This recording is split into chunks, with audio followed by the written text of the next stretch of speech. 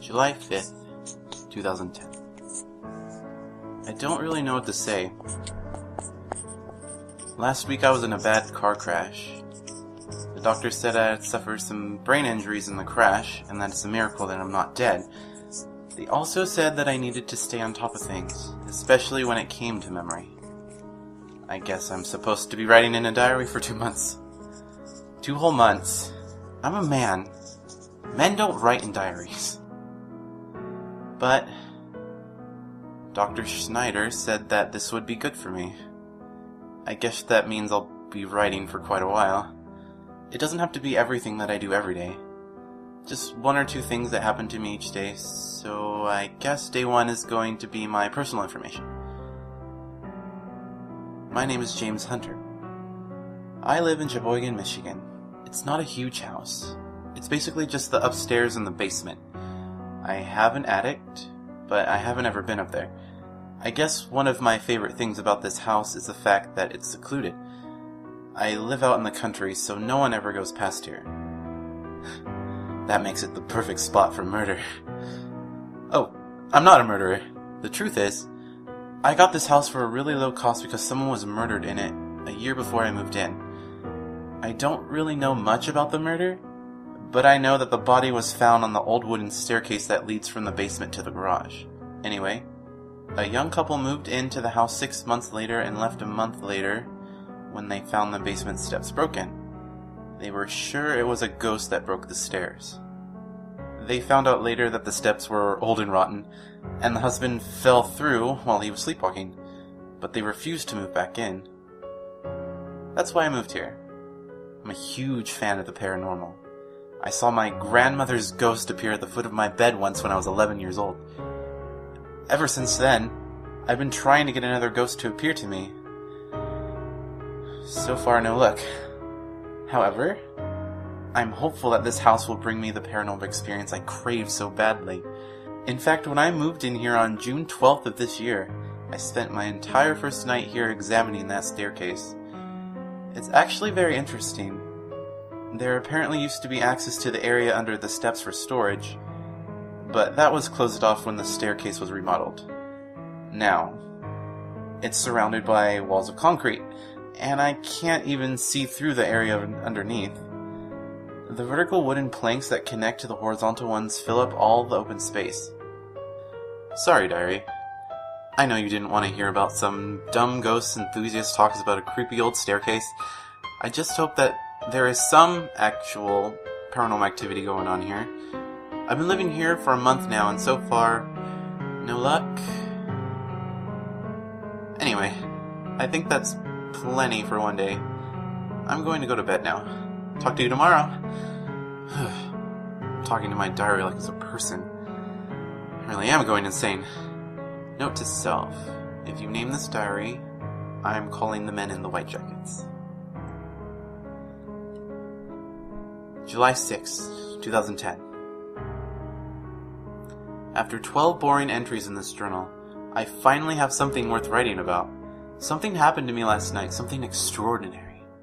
I was lying in bed, trying to fall asleep when I heard something coming from the basement beneath my room. It sounded like something heavy scraping across the cement floor. Excited, I jumped out of bed, grabbed the flashlight from my kitchen table, and rushed down the stairs to the basement.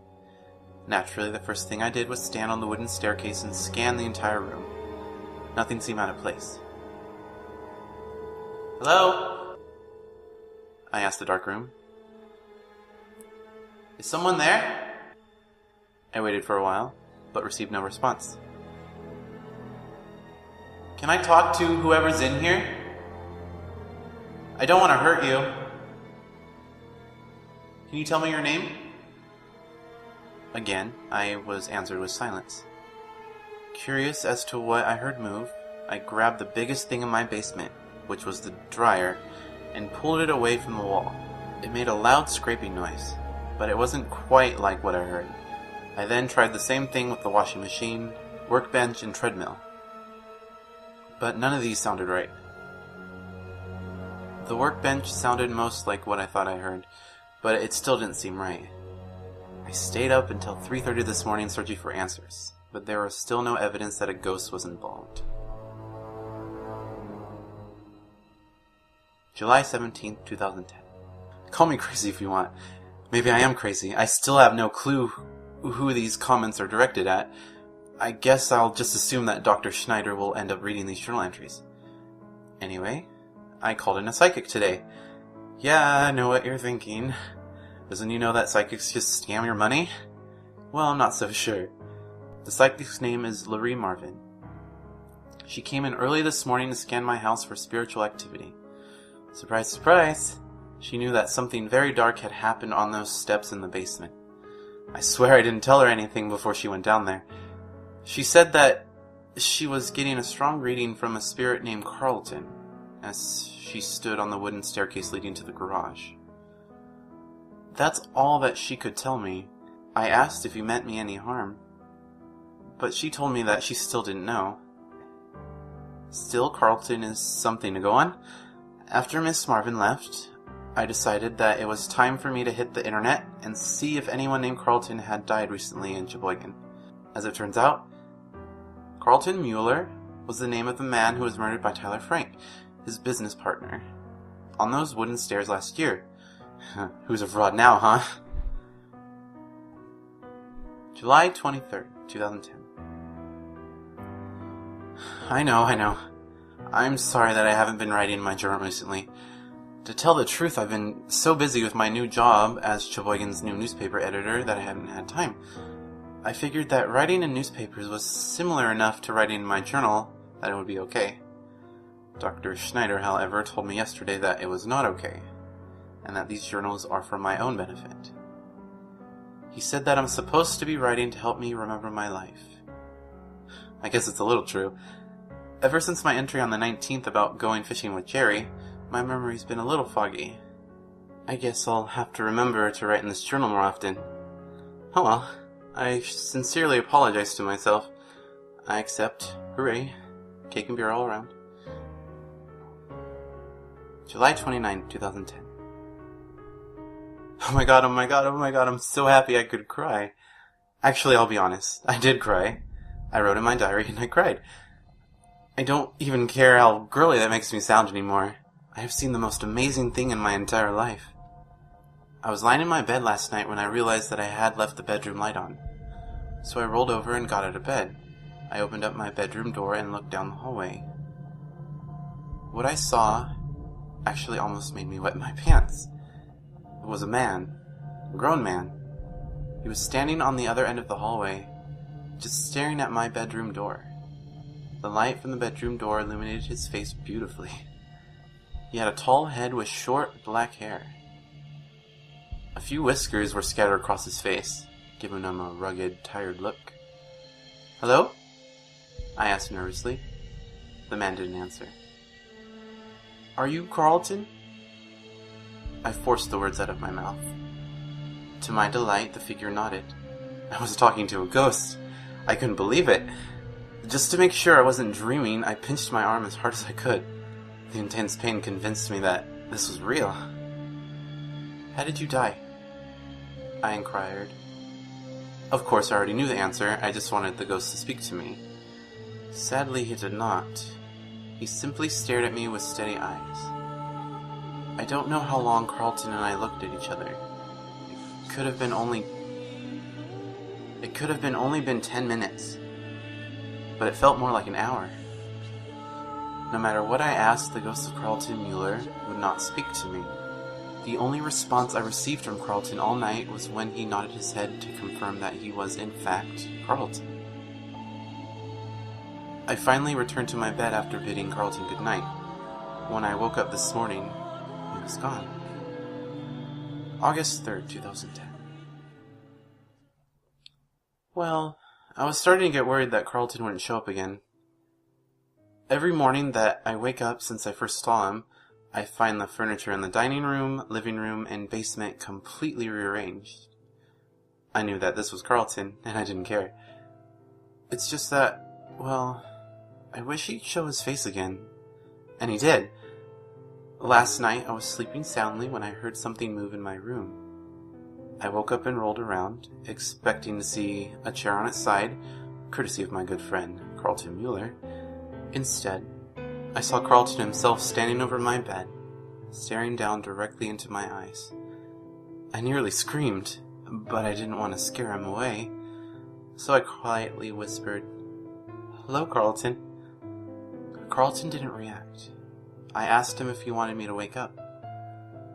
Once again, he stood in place, like a statue. I tried to get him to answer me, but just like on the night of July 28th, he didn't move a muscle. Finally, I sighed and rolled over. I have mixed feelings. On one hand, I'm glad that I saw Carlton again. On the other hand, I definitely did not like the way he stood in the middle of my bedroom, staring at me while I slept.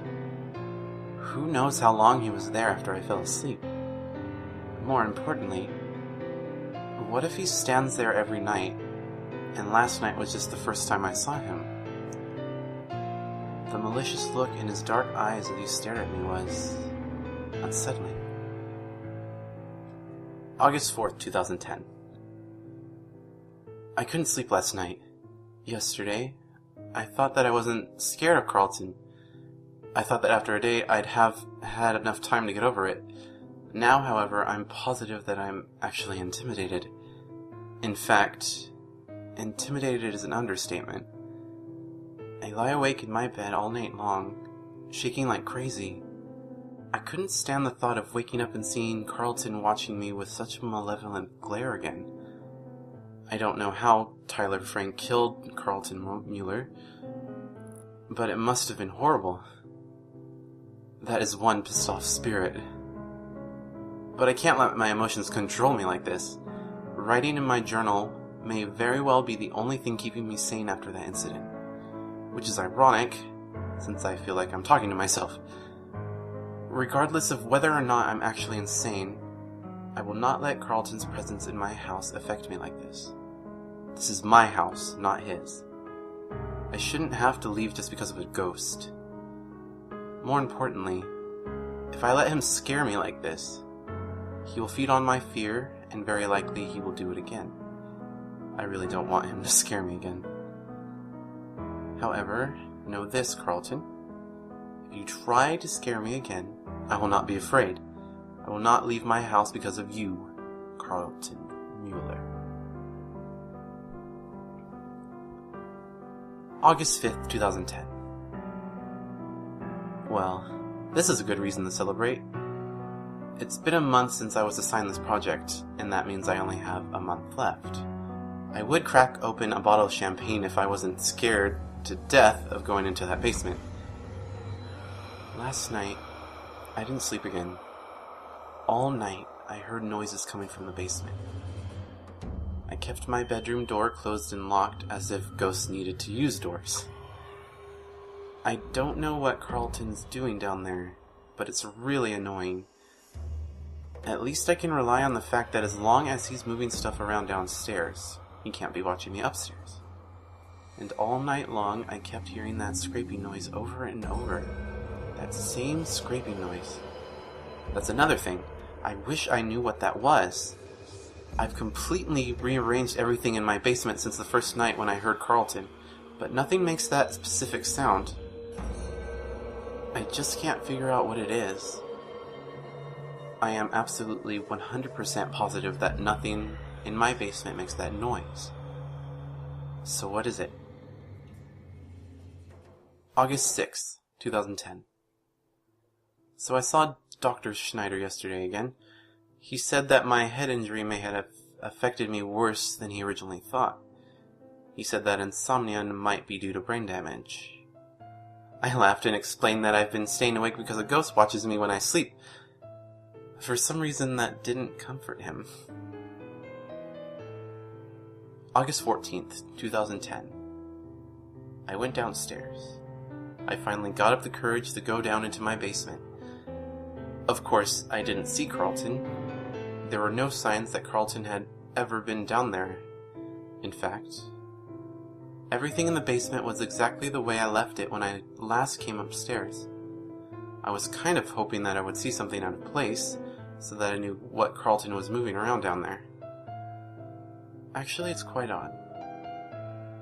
Every morning, I still find things in different places than where I left them. However, these occurrences are confined only to my living room, kitchen, dining room, guest bedroom, and bathroom. The basement and my bedroom remain untouched. Weird, huh? Anyway, I'm glad that I went down to the basement. It made me feel safer being in the place I knew to be the source of Carlton's ghost, and yet experiencing nothing paranormal. It was somewhat comforting. I mean, I haven't seen Carlton since he woke me up on the night of the 2nd. Maybe he knows that he scared me, and maybe he didn't mean to. I'm starting to think that Carlton might not be such a bad guy after all.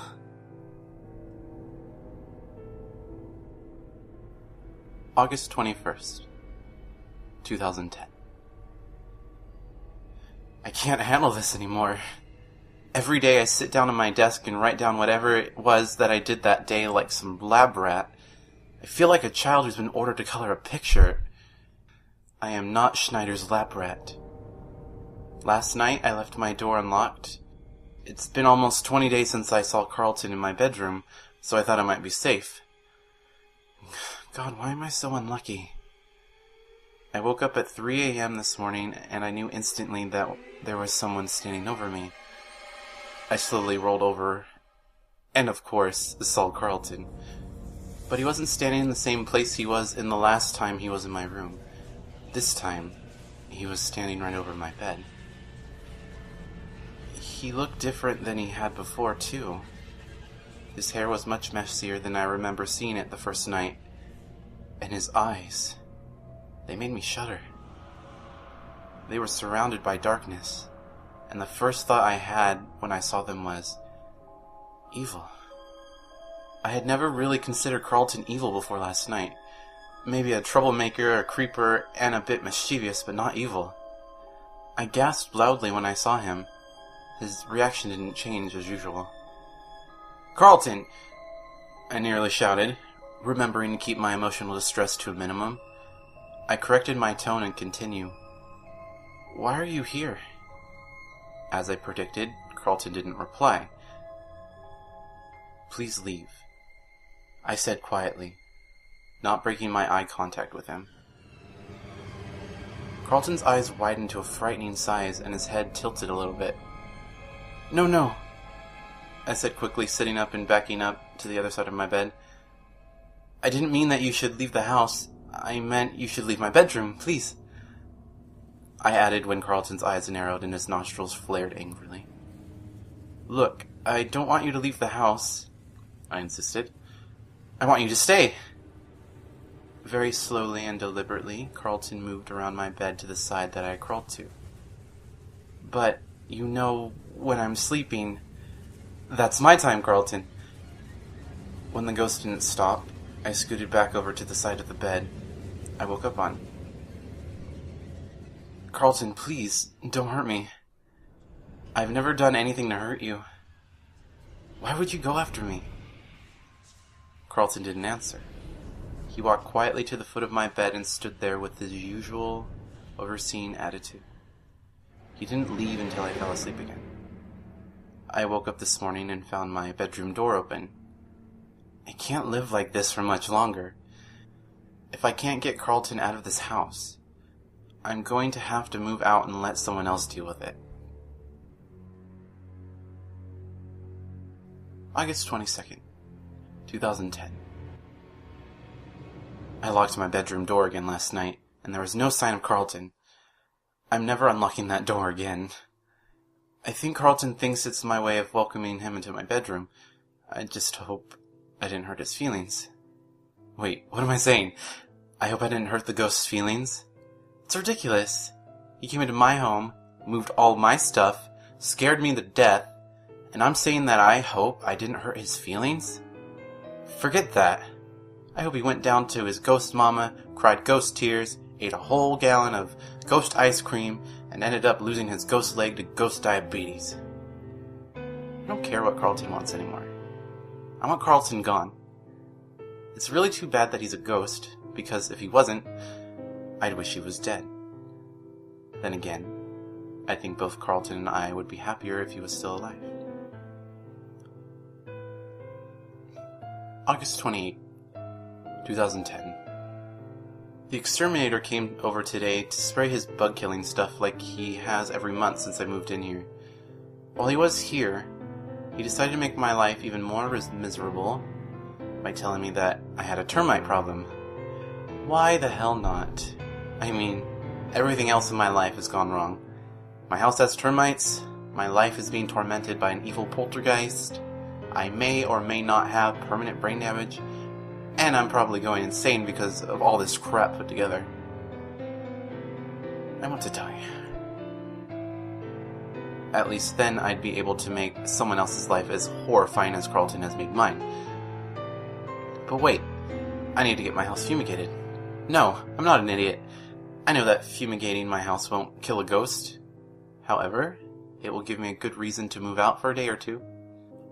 I'll sleep better than I have in my entire life if I can be sure that I won't wake up with the ghost of Carlton Mueller standing over me. August 29th, 2010. Ah, sweet relief. I decided to move into my hotel room a little prematurely, and I couldn't be happier. The instant I stepped into my room, I thought, this feels more like home than home does. How about that? But I only have a few days of this. My house is getting fumigated tomorrow, and the bug man said I should be able to move back in on Tuesday, August 31st. But you know what? I might decide to stay here a little longer. It's nice being able to sleep. September 1st, 2010. Today was the most disturbing day of my life. Yes, it was even more disturbing than when Carlton tried to attack me. I moved back into my house yesterday and slept in my bed. Of course, I locked my bedroom door. I thought that would keep Carlton out. I woke up at 3 again this morning. I opened my eyes slowly, afraid of what I would find. However, quite predictably, Carlton was standing next to my bed. I sat up quickly. "Carlton, please, stay away from me," I begged, but I realized quickly that Carlton wasn't looking at me. He had been looking down at the floor with a sad expression on his face. "What?" I asked, completely bewildered. When I said this, his head jerked up and his eyes pointed directly into mine. They seemed different tonight, though. They were much less hateful. After a moment, Carlton gestured for me to stand up. "You want me to stand?" I asked. Without answering me, Carlton turned and walked straight through my locked door. I got up quickly and rushed to the door. Unlocking it, I pulled it open hastily and found Carlton standing just on the other side, staring at me as if he could see through the door. I jumped, but prevented myself from screaming. Carlton turned around and walked down the hallway to the staircase. It was strange to watch him walk. His feet almost didn't touch the floor, as if he was walking through a pool of neck-high water. Picking up on his urgency, I followed him through the hallway and down the stairs. When Carlton stepped into the basement, I grew wary about following him any further. I had heard some stories that ghosts gain power when they were in the places that they were killed. My curiosity outweighed my caution, and I entered my basement. With no hesitation, Carlton walked straight through the basement to the wooden staircase on which he was killed.